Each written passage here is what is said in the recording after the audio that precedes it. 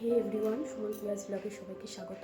আজকে আমরা চলে আসলাম আবার একটা নতুন ভিডিও নিয়ে। আজকে আমাদের এখানে পালুনি, তো এটা কি আমি এখনও জানি না, মানে জানা হয়নি। তো আমরাও জানি আর তোমরাও জানো। চলো ভিডিওটা শুরু করা যাক। আমি এখন রেডি হয়ে চলে গেলাম আমাদের ঘরে পুজো দিতে। পুজো দিয়েই পরে নিলাম আলতা।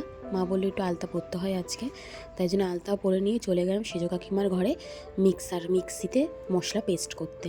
তো আজকে আমাদের অনেকগুলো মেনু আছে। মেনুতে আছে তোমার খিচুড়ি, লাউ পালং শাক, আলু ভাজা, বেগুন ভাজা, চাটনি, পাঁপড়। তো আমরা এখন মশলা সব মিক্স করে আমরা যাব মাঠে, মানে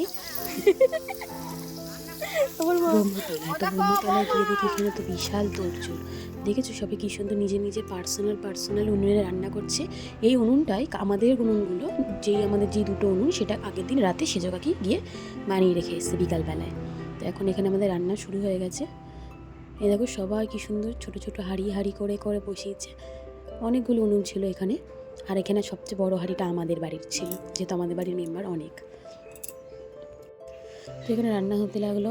এই যে হচ্ছে একটু ইয়ার্কি ঠাট্টা মজা, তার মধ্যে হয়ে গেল আমাদের সকালের টিফিন টাইম। তো আমাদের এখানে 12টার পর খেতে হয় টিফিন। তো 12টার পরে আমাদের টিফিন হচ্ছে মুড়ি আর সিঙ্গাড়া।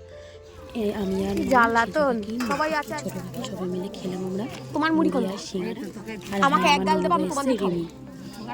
না, কিছু দিতে হবে না, ও পাতে থাক। রান্না হতে বেশ কিছুটা সময় লাগলেও এখানে সময়টা আমরা কেউ বুঝতেই পারিনি যে কত তাড়াতাড়ি 2:30-3টে বেজে গেল।